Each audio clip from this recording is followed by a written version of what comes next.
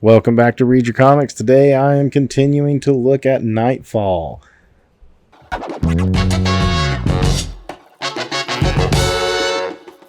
If you missed the first two parts of this series, I am revisiting the 1993 story of Batman Knightfall. I read this over the summer of 2023 with my kids. I wanted them to kind of experience it the way I did, so we did it in a real-time format of reading about one book a week. We started a little late, a little behind schedule on this particular storyline, so there were some weeks where we read 2 issues, like just kind of catch up, so that by the end we were finishing around the same time as the final part ended in like August of 1993. We were finishing it in August of 2023. So I'm going to go ahead and just jump right into part 4 here, which is where we left off. This is one of the few Sam Keith covers instead of the Kelly Jones covers that we got through the first couple of issues. We'll continue with Kelly Jones covers mostly, but there's a couple sprinkled in of some other people, including this Sam Keith one. Pretty cool one. Let you know that Robin is going to be abducted by Bane, and it looks like Killer Croc too, and it looks like they're in on this together to get Robin. So as the story picks up, let's see who we're on. The Chuck Dixon issues. The Batman is Detective Comics is the series that Chuck Dixon will be writing throughout the storyline. We got Jim Balent on art this time. The previous 3 issues were Norm Brayfogle, and he jumped off Batman during the story and started working on Ultraverse, believe it or not. Seems like a weird time to jump off of one of the highest selling books of the year, but he did. So Jim Balent takes over, and Jim Balent will be known for doing Catwoman in this same summer, but he fills in on this one issue. And Jim Balent's a pretty solid artist. I mean, he kind of got a rap as being like a bad girl artist because of that Catwoman run, and I think that is kind of what he likes to draw, is, just nice curvaceous women, but he's a good penciler, good storyteller in general anyway. So Killer Croc, we kind of get caught up on what's happened to him in recent times. It shows him that he was in Arkham. His arms are in casts. And, Killer Croc's mind isn't like completely whole. He's very fragmented. But he knows that Bane broke his arms. And that happened in like a few lead-up issues into the Knightfall story, which I've actually never read. But I've seen the covers, and it's mentioned, at least in this issue. So you kind of have a basis of what took place there. So here we have Bane, and at this point, Bird shows up, his associate named Bird, who's a Falconeer. And he's reporting on having seen Batman just take out Zsasz in the previous part. Robin has followed him. And Balent does a pretty good young Tim Drake Robin here. A lot of artists have a hard time drawing, especially little kids and even teens, but he does a pretty good young looking Robin. Like he sells him as a teenager in this book, which is something that other artists in this run have a hard time doing. Catching back up to Batman, who's still outside this like girls' school, the Bates School for girls. Like I don't know if that's in reference to Norman Bates or what. So Batman's caught Zsasz, and he's already wiped out. He's been sick leading into this storyline. All the criminals of Gotham have been dumped out into the streets, and he's just running himself ragged, trying to catch them. The ventriloquist has been a storyline that's been going on, at least in this detective run. He's trying to find his doll, Scarface, and he's got this sock puppet as his fill-in proxy split personality thing going on. And so he goes to see like an attorney that helped defend him when he was in court. Once again, this is going to be an ongoing subplot for a few more issues. We have this like television guy where this guy is making the rounds trying to push his book. I'm sane and so are you. So he's pushing this book that's about the inmates of Arkham and how he's saying it's not that they're really insane, it's that they're misunderstood. There's a definite conservative bend here with the Chuck Dixon stuff. It's not heavy-handed or anything, but if you grew up in this time period and, caught little pieces of this kind of talk radio or talk television stuff, you get what he's building up to here.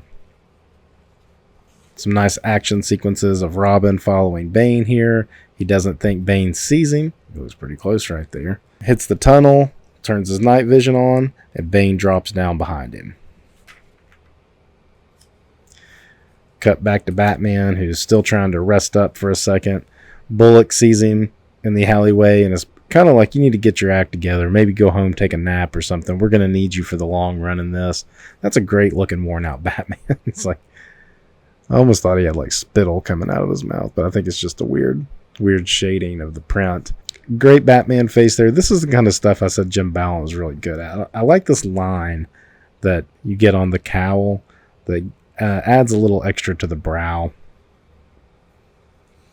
So here we go, kind of calling back to the cover. Robin tied up. He doesn't know where he is. Bane has him out on this ledge over this running water, so it's going to be real disorienting to him.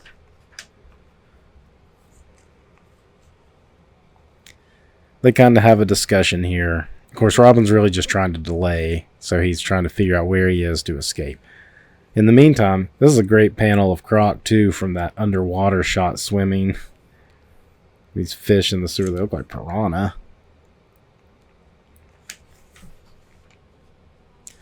Robin trying to do his best.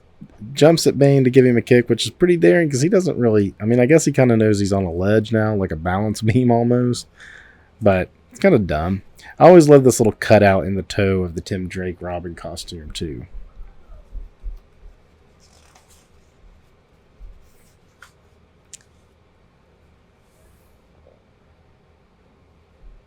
I always get the preview of the next coming issue, and I like the coloring on these like printed ones compared to like the comics themselves. There's like these are nice and bright and vivid, but the dullness adds something to it, and I really like how they added the this Knightfall logo happening here up there. I like it there better than just the Batman thing. So you always kind of know what's coming up in the next issue, which was, like I said, this was 2 titles running at a weekly schedule. So they were coming out twice a month, much like the Superman books were. The big difference, Superman was already running. There was 4 Superman titles running as like pretty much a weekly book, and they had like a separate little numbering system on the cover. Batman didn't really do that, but for this story, they did make this like a double shipping book, or each of the 2 main Batman titles a double shipping book, because there was also Shadow of the Bat and Legends of the Dark Knight, but I don't know why they didn't really include them in it. Shadow of the Bat had a tie-in with Scarecrow. I didn't read it for this revisit because they weren't numbered parts of the storyline. So Croc shows up, and Croc wants revenge on Bane, actually, because Bane broke his arms. So while he's not there to like save Robin, he is definitely helping, mostly just because he wants his revenge on Robin. I think Bane heard him coming, so Bane kind of like hid for a second. Yeah, Bane says, someone coming, and he kind of disappears for a second, and then Croc pulls the mask off of Robin. And so he's like, where is he? Where's Bane? And Robin's like, I don't know. I didn't even know you were here. And then Bane drops down, and the 2 of them start going at it. And this beam starts already kind of falling under the weight of these 2 big, huge dudes. And meanwhile, Robin's like, okay, here's my chance to try to escape. So he's going to use his limberness to get his feet around. It's still a challenge for him on this beam, I guess. And then he uses this R, which I didn't know was like a sharp thing. I thought it was just printed on his costume, but it's actually kind of useful for something. So Robin gets himself free, but at this point it's too late. That beam is just going to collapse underneath the weight of Croc and Bane. This is a pretty brutal fight right here. I mean, you've got like Bane coming and breaking his arm again. This time it looks like he twists his elbow, maybe dislocates it, and they fall. They get caught in some rushing water, and off they go.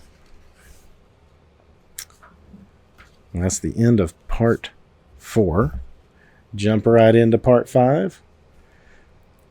This is a weird one. We're back to Kelly Jones cover. It was such a weird thing with Joker in this basket. These snakes coming out. Really gives that sense of fear. So now we're back to Doug Munch as the writer and Jim Aparo as the penciler. Tom Mandrake is the inker on this one, and I think Tom Mandrake enhances the Aparo art in this quite a bit. I was pretty critical of the first Aparo issue that was not technically part of Knightfall, the Arkham Asylum breakout issue, and he's going to be pretty much on it from this point on the Batman title.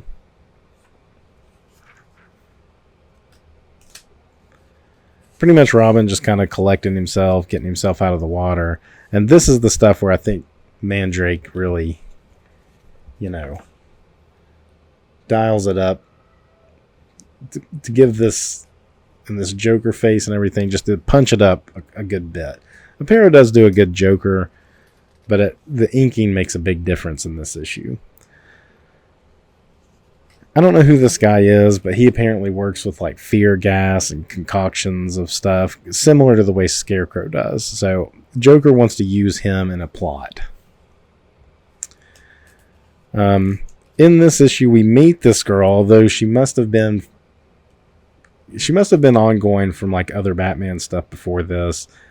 But in this storyline, this is the first time we meet her, Dr. Chandra.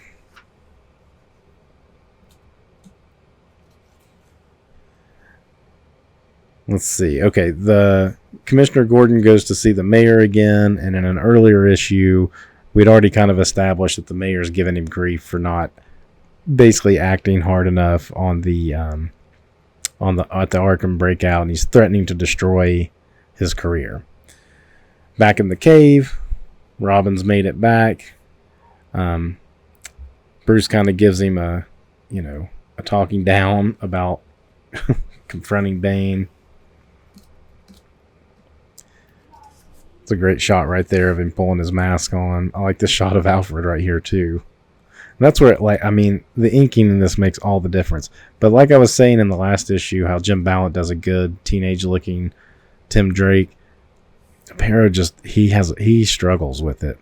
He struggles to make him look like a teenager. Gets the height there, kinda, but just the face and the body build and stuff. The hair. He does not do a great Tim Drake. On a side note, when we were reading this over the summer, and of course the new Mario animated movie was coming out, and it was funny to see this ad in there. So 30-year gap between those two movies. My kids love Mario. I was telling them about this movie before we even saw this ad and how awful it was even for the time. But I've offered to watch it with them, and they're like, no, we don't even want to watch that. So Bane's venom injector got broken by Killer Croc, and this guy Zombie is fixing it for him. He's kind of like his mechanic man. Pretty good shot of the Batmobile zooming away there. Now we go to the actual Scarecrow, and he's going into this pool hall, and there's a pretty cool sequence here, where he's making this guy thinking he's standing on these two pool sticks, and they're wavering. He's really just on the ground, but then he's snapping a pool stick behind him, which makes him think that the ones he's standing on are snapping and falling. Some good hallucinating. Batman finds a body in the dumpster. Stirk is the other guy that deals with fear stuff, and I'm not really familiar with him, much like I didn't know who Film Freak was. It seems like he's just an over-the-top Scarecrow. So he goes in, he finds Stirk's lair that he was in where the Joker was, and he had apparently written down what the Joker wants to do about going to use his fear stuff on Gordon, and then he's saying, but Gordon must die. This is about all we get of Jean-Paul through this storyline up until the backbreaking. We just get a page or so of Jean-Paul. That's a weakness of the story, I feel like. Every time if you know what the outcome of the story is, which really wasn't being concealed or wasn't really being kept secret at the time. I remember knowing months ahead that Batman's going to get his back broken, and this guy's going to take over as being Batman. So they don't do a good job of establishing who this character is, what he's about. They don't really do a great job of doing that at all during the storyline. Maybe they did it a little better in those issues leading up to it. I don't know. But you jump on this storyline called Knightfall, and I mean, people jumped on it like me. I wasn't a regular Batman reader at the time. I jumped on the story. You need to establish who this guy is and why he matters. That hair. So Gordon is up on the top of the roof, and he thinks he sees Batman coming up here, but this Batman pulls a knife out, and it's really Skirk, and he's using this fear gas to make Gordon hallucinate that Batman is the one attacking him. But he's so crazy, he thinks like, yeah, I'm supposed to here to kidnap Gordon, but I just want to kill him. I'm going to kill him. And the Joker's up here like, you were supposed to kidnap, not kill him. So the Joker's like, this isn't the plan, you idiot. Or moron. He calls him, you moron. Gordon fights back as best he can, but he's like pretty tore up by the fear gas. And then the real Batman shows up. And then there's Joker. Now Bat shows up. He's like, what a disaster this is. And so Batman has to take out Skirk. Again, we have some like pretty cool action panels here. And once again, I think the inking of Mandrake improves all of this so much. Like, I mean, that panel of the Joker right there. That's a pretty awesome Joker. Anyway, then the real Scarecrow shows up. Well, the Scarecrow. And he's like, yo, why'd you go with that idiot when you could have come to me? He's like, well, I didn't know where you were. So they've decided to form up a partnership. And because they can't kidnap Gordon, which was the plan, they decide to go for the mayor instead. So Batman saves Gordon, and his wife shows up and blames Batman for everything. So they go to the mayor's house, and now the mayor, who's been threatening Gordon's career, now he's going to get under the influence of all this fear gas and stuff. And the Joker and Scarecrow, they really start messing with him. You can imagine where that's going to go. Another awesome Kelly Jones cover right here. I love this, like, Batman in the foreground with these flames coming up. And the characters in the background, which, who was that one? I can't remember. So while I read this a couple of months ago, I'm just kind of flipping through it and kind of reliving it once again. All right, now we got Graham Nolan as a penciler. Chuck Dixon back. We're back on the detective title. So Chuck Dixon's back as the writer, and Graham Nolan is the penciler. Scott Hanna as the inker. And let's give a shout out to Adrian Roy. I don't know if that's who's doing the coloring on some earlier issues, but I was really complimentary of the coloring earlier. Graham Nolan does a really good job on this too. So yeah, that's Firefly in the fire, which makes sense. Pretty cool panel layout here. You got your Joker breaking the panel. It's a weird juxtaposition there though, but it's still a good looking Joker with his jacket on and everything. So they're going to make the mayor start calling people. They're going to keep him feared up on fear gas and have him just like create chaos, make the cops go on wild goose chases and such. Pretty cool Firefly panel there. He's burning down an amusement park. Good comic trope of an amusement park. That's always a fun one. Usually it's good to have that on the cover. So we didn't see an amusement park on the cover, but that's definitely what's going on in here. Once again, Batman brings Robin along and basically tells him to stay in the car. Some great action shots there. Batman goes in, and he must not have thought about his prep time because he gets caught up in the flames here and the heat and stuff. It doesn't work out quite the way he thought it would, and Firefly escapes.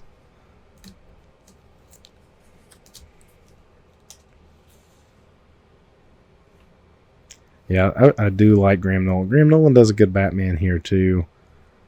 I like his face from that angle, where he's dripping sweat. And now we're back to the ventriloquist again, who is tormenting this. He's not the DA. I think he was a public defender for him. And he just wants to know where his his dummy is, his Scarface dummy. Pretty cool action.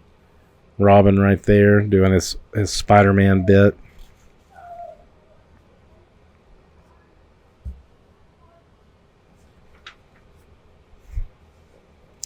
So Robin goes on kind of a side mission to find out more about Firefly. He goes to an orphanage where they were, meets this shadowy nun who gives him, info. Is she blind? It looks like she's carrying a stick. Is this a nod to Daredevil? I don't know. We don't see her again. This is it. So she gives him information about his sister, about Firefly's sister, and where to find her. Because they got adopted, she, I think, got adopted, but he kept going through foster care. Here's our ongoing plot again of this writer with his book. He's supposedly a psychiatrist, and he's, keeps promoting the mental illness of the prisoners of Arkham, but saying it's not an illness. We just need to understand them and listen to them. I would say this is like a kind of a big commentary on political correctness. It was a thing in the 90s too. It's not a new thing. It's something that's always being talked about. And this is Chuck Dixon's little commentary on it for the time. The Riddler over here is starting his own little thing going on. He's like getting his riddle together for a big caper he's going to pull off. I thought this was pretty good because he sends it in. So this is his riddle that he's sending to the police department. They are so covered up with what is going on with all the Arkham prisoners escaping that they don't have time to sit there and open all the mail. But they got one little desk clerk here working on it. I like Bullock is almost in a different color, loud colored coat and pants almost every time we see him. He's usually eating something. It's pizza or donuts or, they do Bullock a little dirty in this. So something's going on and the desk clerk guy gets pulled away. He starts to open the letter, but he can't, so he just drops it.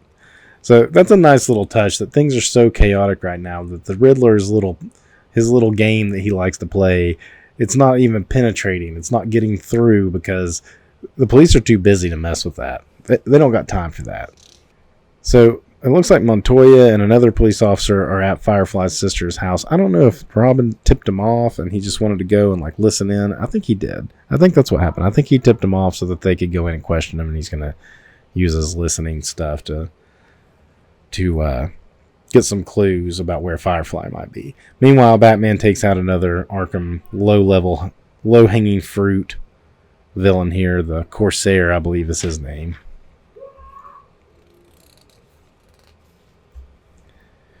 And we're going back to Firefly. Found Firefly. So it turns out that Firefly is where he got shuffled around in foster care, and he basically has childhood trauma of these places that he wanted to go.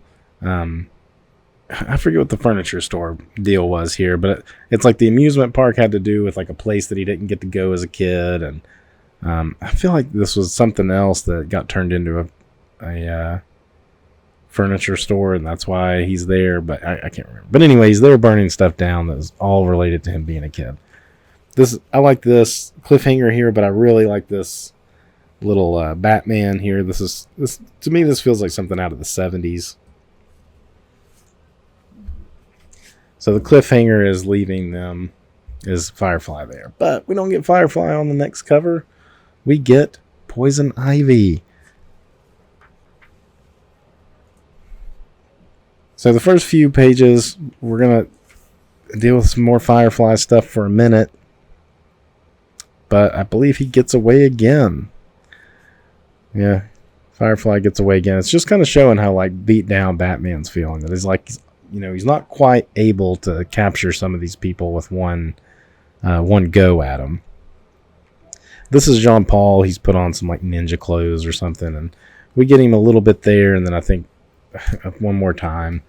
But again, not doing a great job of selling who he is. It's okay, he's working with Batman, but he's not with Batman because Batman goes out with Robin, but he never brings Jean Paul, but they're letting him train, and he knows who, he's around, but not around. They never really show Bruce and Jean Paul interacting together.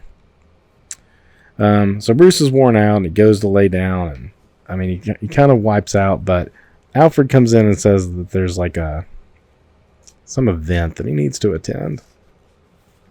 Here we have Poison Ivy, and she's got some like dudes here that she's got them under her control with some kind of spore on them. Bane is monitoring this gala going on, which is where Bruce Wayne is going to be, or Alfred's telling him he has to go.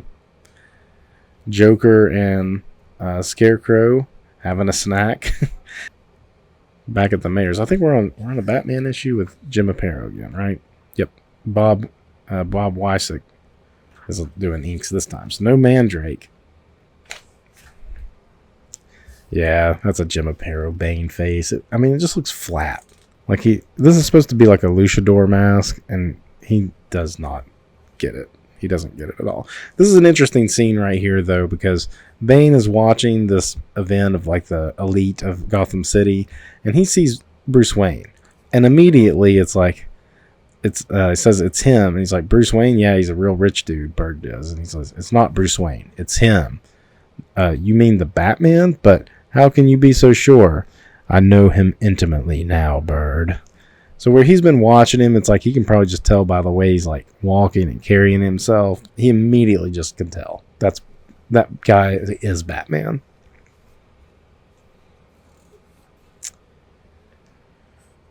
They get a call from the mayor telling him to go like check on a place where the Joker is, but it's really the Joker making the mayor send them there. Poison Ivy is at this gala. This is a pretty typical Poison Ivy thing. She's like, oh, all these rich people around, I'm going to, make them just hand over their money.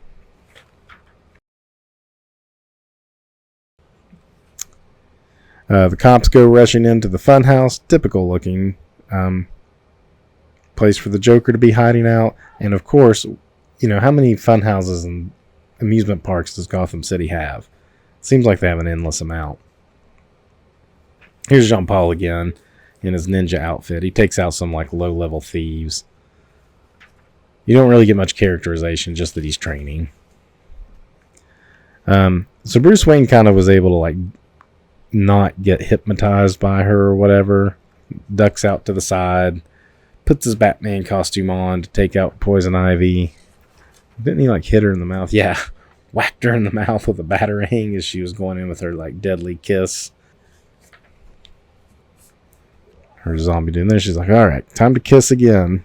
Oh, and that's Lucius Fox, and your Batman's I guess it's like his tech guy. Which I remember reading this at the time, and I think I might have known that from the animated series maybe, but I wouldn't have known that from the comics. Batman just taking him out. He whacks Poison Ivy again here somewhere. There it is. Kicks her in the mouth that time. Attack!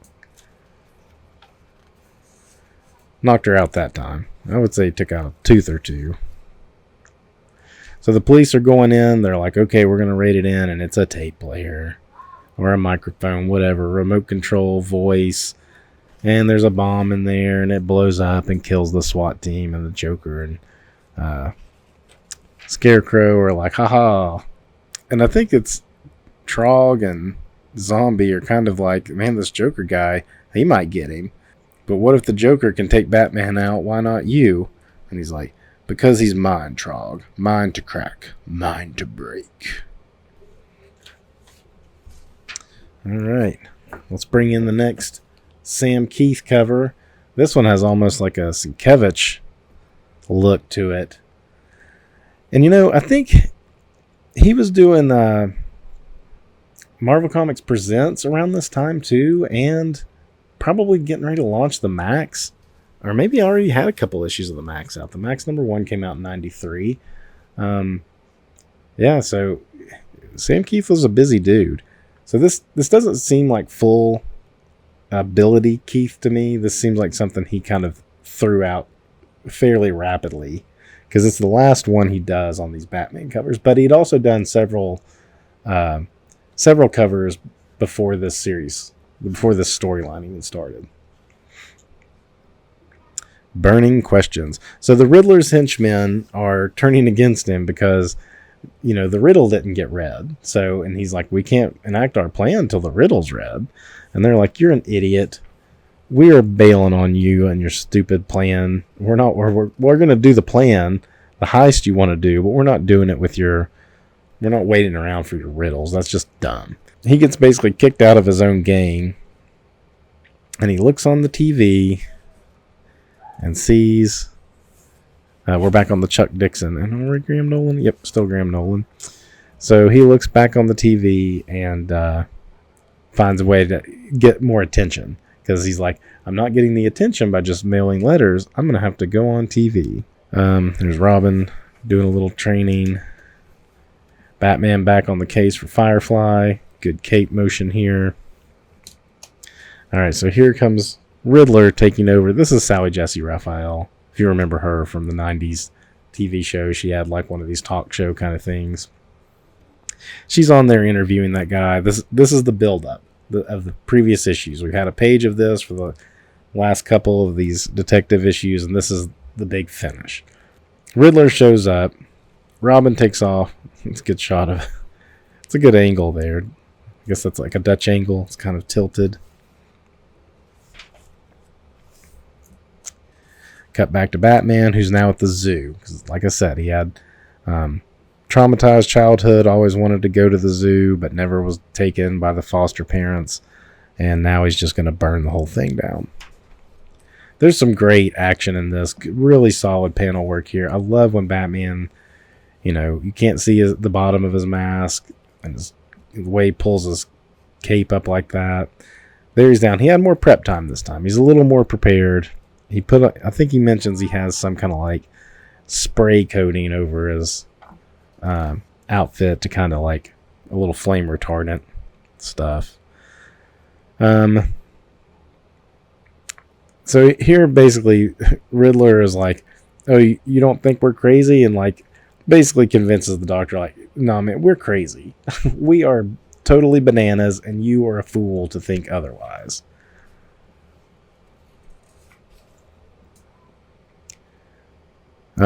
And here they are, like the police are lined up with snipers and stuff. Man, that's a good looking shot too. Graham Nolan's solid here. Bullock's in the outfit. Like, how did they get in the building? Well, I guess it was just the Riddler by himself. It's not like the entrances were blocked. Oh, but the Riddler also has... I forgot to show it. But it looks like he's showing like a bomb. Like he's connected to some dynamite. Meanwhile, his gang is going and knocking over a post office that has like social security checks and stuff like that at the time. They're like, hey, this was a great idea. Riddler's pretty smart. They're like, maybe we should give him his cut after all. And they're like, no. Back to Batman in the zoo. Now we have to have Batman take on some animals.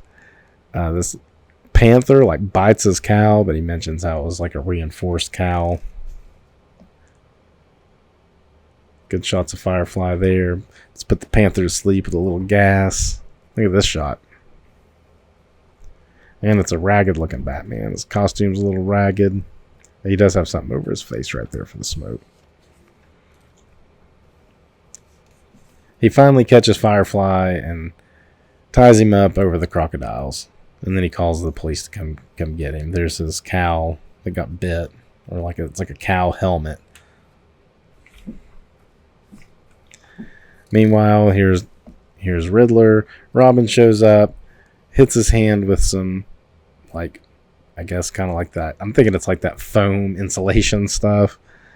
So he can't push the button. Bullock rushes in and is basically like, yo, we had this under control, and you could have made him set the bomb off and killed everybody in this room.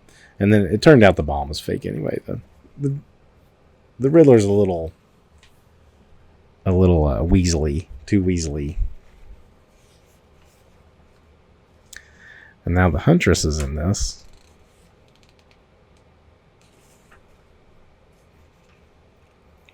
I remember reading that, as I read this with the kids, though, they had a lot of questions about who some of these characters are that show up. Like, they had no clue who the Huntress is. And they don't really explain too much about her in this. Pretty cool. Again, almost every issue either ends on like a serious cliffhanger, or it's Batman looking just so worn out, just beat down already. Another great. Graham Nolan does this pretty cool. You could tell he's inspired by this stuff from the 70s. These like little trail ends to the next issue. All right, last one for today. We're going to look at part 9. This is one of my favorite covers of this series, because you've got this like sweating, just dripping sweat, maniacal looking Batman pummeling the Joker, who's grinning, and then you've got this Robin in the background, which is kind of ghostly. And if you'll notice, it's not the Tim Drake Robin. This is the Jason Todd Robin. So it's like the ghost of Jason Todd cheering on Batman, pummeling his face. And this happened, this is 93. I think that Death in the Family story was like either 88 or 89. So it wasn't really too far removed from the death of Jason Todd. It was still being felt in the book. And that's part of the reason, like, every time he's with Tim, why even let Tim be a Robin if he's going to treat him like this? A lot of times he's like, no, you hang back, you hang back, you hang back. He doesn't really let Robin do a whole lot, or tries to prevent him. Oh, so this one's got, back to Doug Munch and Jim Aparo. This time we got Joe Rubinstein as inker. He was a solid inker as well.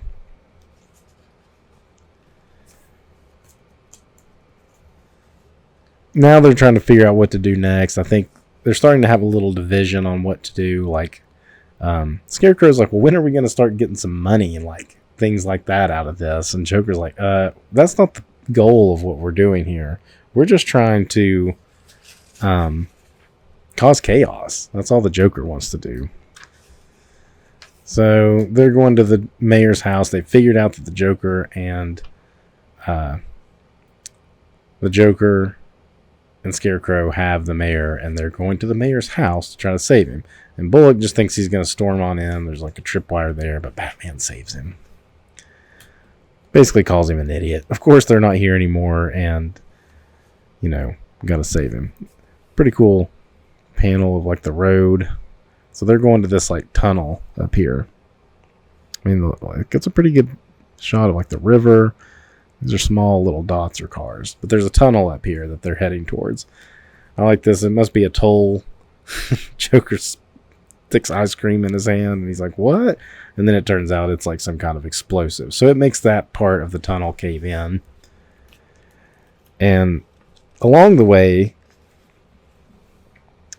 he wrecks into these cars and stuff. He's basically wanting to create like a barricade into the tunnel. And along the way, I think...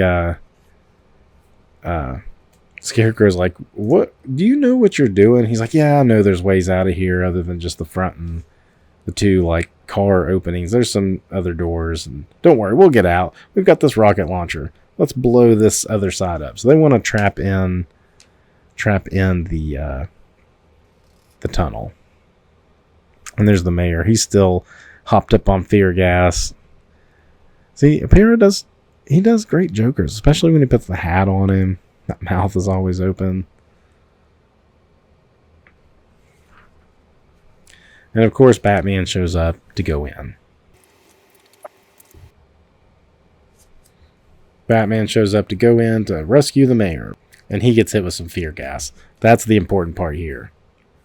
So Batman gets hit with fear gas, and off he goes into reminiscing about Jason Todd getting killed by the Joker. And so now it's time to just start taking it out. He headbutts Scarecrow, and he's just done. Scarecrow's out with that one headbutt. And here comes Batman to just take out the Joker now. He's like, Jason. My kids thought that was hilarious. They were like, Jason. They were cracking up at it. They know about that story because I told them about Jason Todd and stuff, but they've never read it or anything, so they just thought it was funny that he just kept saying, Jason.